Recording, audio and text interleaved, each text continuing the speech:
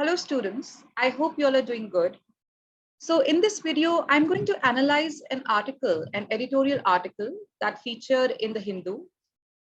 So this article, students, it's titled The End of a Brand on the Fall of the Rajpaksas. So basically, students, this article talks about the resignation of the Sri Lankan Prime Minister. But in this video, we're going to discuss not just that, but also look at the complete economic crisis in Sri Lanka end to end. So we're going to talk about what factors led to the crisis and what is the situation in Sri Lanka, and also what role India plays there in terms of helping Sri Lanka.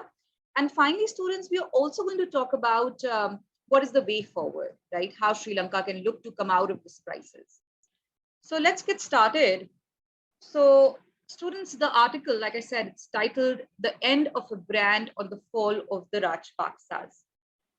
So it says that the resignation of Sri Lankan Prime Minister Mahinda Rajapaksa, it marks the abrupt fall of a political brand, venerated by large sections of the majority Sinhalese as the national hero. So basically, students, we all know that the Rajapaksa family has been, ruling Sri Lanka for many years now. And Mahinda Rajapaksa himself was venerated, as in he was, worshipped in Sri Lanka by a large section of the majority of Sinhalese. However, students, given the past 1.5 years, the way the events panned out, there was major protest, students. There was like a widespread public uprising demanding the resignation of Mahinda Rajapaksa. And until a few days ago, the Rajpaksas appeared heedless of the demand. So obviously, this demand was around for many months now, but they were not paying any heed to it. However, now succumbing to the, public pressure, Mahinda Rajapaksa had to resign after the protests spiraled. It says that Mr. Mahinda's resignation may not be enough to assuage the protesters, and the political instability may continue, which means that, this resignation may not be enough. So basically, he has resigned, and people are now looking up to looking at the president to resign. But these resignations might not be enough, and the political instability may continue. The political, it would take time for political stability to come into Sri Lanka, as well as for the situation to get better.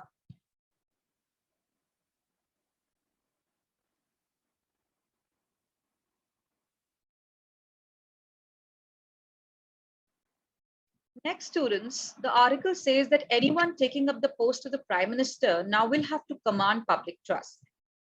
So students, clearly people had placed a lot of faith and trust in the ruling party and the Rajapaksa family in particular. But given the economic crisis that the country has, landed into, now whosoever goes on to become the Prime Minister will have to command the public trust first, because people have lost that faith. So that is the bare minimum. And we'll also have to ensure that, we'll have to steer the country towards economic recovery. Now, students, it says that for India, the situation presents a unique dilemma. So what is the dilemma, students? That continued support should not be seen as means of keeping an unpopular regime going, students. That if India is to continue supporting Sri Lanka, or for that matter, continue the dialogue going with the ruling party, it should not appear as if India is trying to keep an unpopular regime going, and that the Rajapaksa family and, the officials, they have the support of India. Nor can it look the other way, as shortages persist, causing misery for the common folk.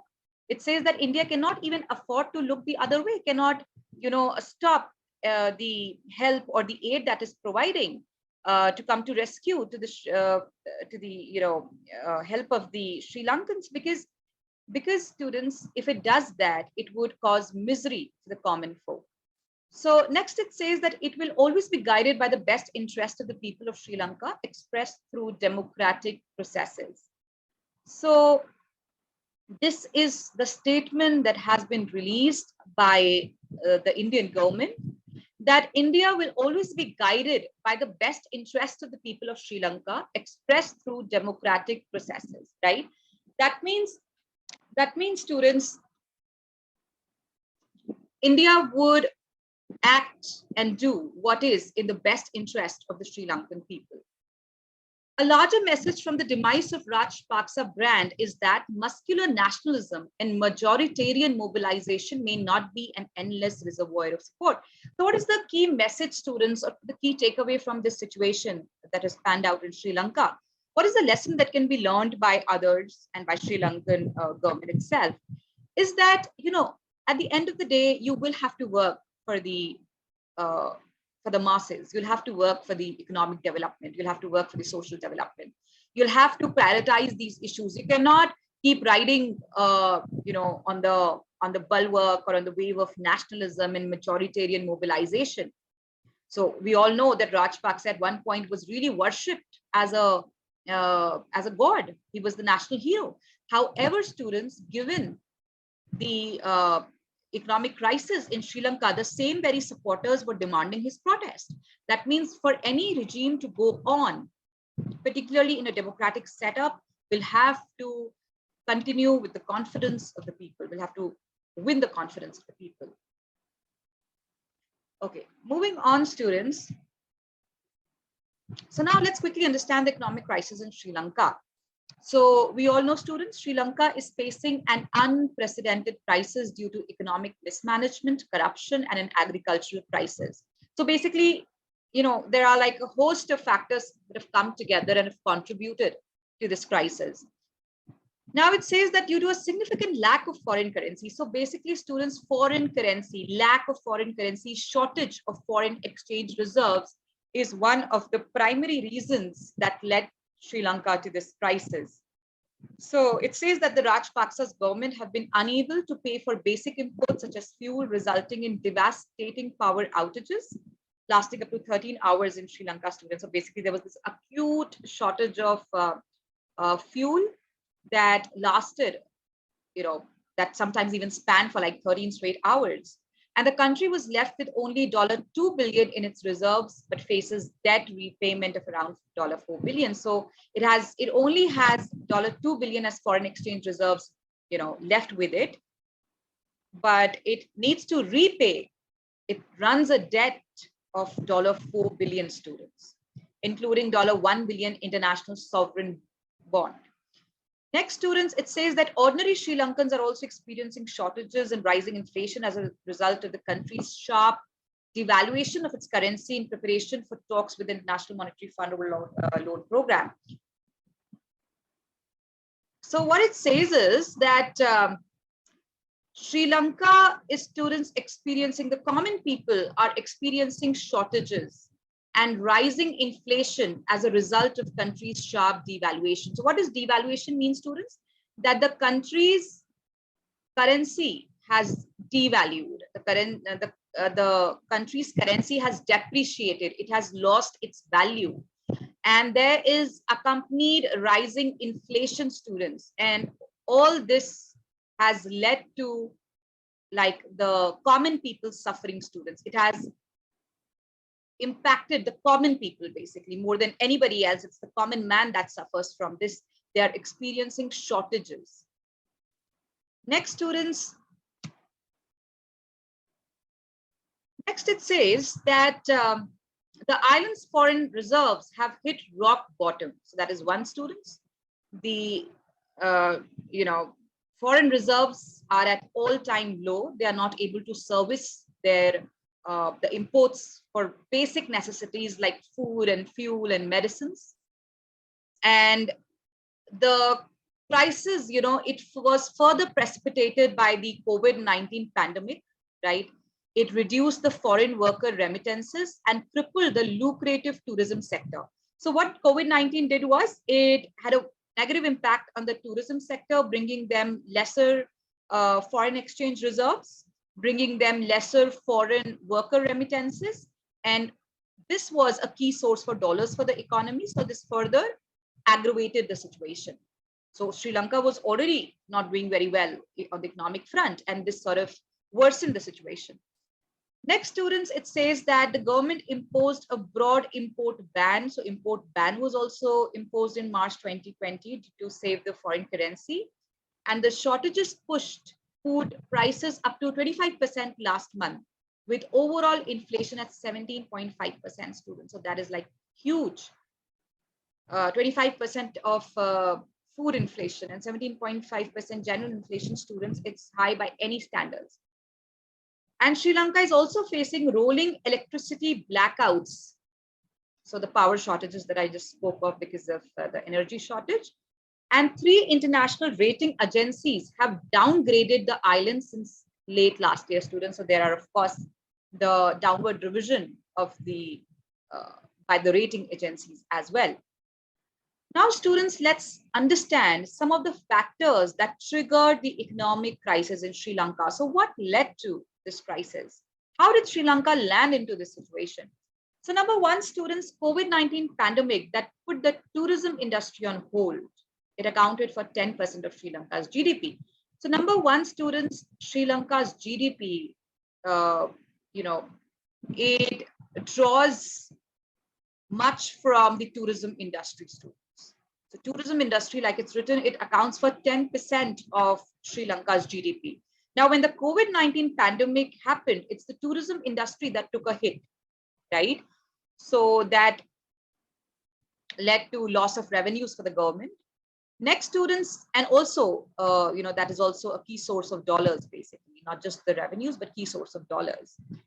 This led to a dip in the foreign exchange reserve, students. So from $7.5 billion in 2019, it came down to $2.8 billion in July 2021, and that's a massive fall, students. Next, students, it says that dip in other sources of revenues led to high cost in importing of essential items, including food, students. So this was because there was decline in revenues from other sources as well that led to high cost in importing of essential items, particularly food. Then a depreciated currency that I've already spoken about, students. So when the currency depreciates, students, it adversely impacts the import bill. The import bill sort of rises. So a depreciated currency inflated the import bill, students, and also led to a steep rise in food prices. Then, students, there's something called the Hambantota Port. This is a project, basically, that Sri Lanka has undertaken for the port development. Now, this, students, has proved to be a white elephant project for the present government. That means a lot of investment has gone into it without any major returns. And it has only further increased the debt problem that Sri Lanka faces, as it had taken $1 billion from China. So it, sent Sri Lanka into a debt, basically. So all these factors have together led to the economic crisis in Sri Lanka. Then, students, the ongoing Russia-Ukraine crisis, conflict, of course, that has worsened the economic situation. We all know that has had a negative impact on most of the countries worldwide, in fact, not just Sri Lanka. So that has led to inflation in India as well. So, and most countries of the world, that has had a negative impact on the world trade. So all this further worsened the already precarious economic condition. And the reason is that both Sri Lankan tourism relies on arrivals from Russia and Ukraine. So it further negatively impacted the tourism sector. Russia is also the second biggest market to Sri Lanka when it comes to tea exports. So another reason. Thus, the war in the Ukraine put a serious dent in the path of economic recovery of Sri Lanka. So it just precipitated the crisis, students, aggravated it. Next, students, there's also the agricultural crisis that's going on in Sri Lanka. There was this agricultural policy that was adopted by the Rajpaksa government, and that led to a food shortage within the country, students. So let's quickly read about the crisis, the agricultural policy, basically. So basically, students, it says that Sri Lankan government decided to make their country the first to produce their foodstuff from 100% organic farming. So Sri Lankan government took to organic farming, students, and the shift from the chemical farming to organic farming was like very fast, students, so like very quick. It was like a very rapid transition. And this sort of just, left, things a little disoriented. And like it said, a rapid transition from chemical farming to organic farming would be near impossible at low rainfalls too. Organic farming is like reliant on low rainfall, but they took to organic farming without giving this a thought. And this made the transition very difficult. Also, organic farming is expensive and the yield is far less in comparison. So this led to students a massive drop in agricultural output by about 50%, right? So basically what it means is that it was not a very well thought over policy. It was not a very well considered policy. They started, uh, you know, onto something which they couldn't have sustained, something like organic farming, given that it is very expensive and it needs a lot of rainfall. So this students further led to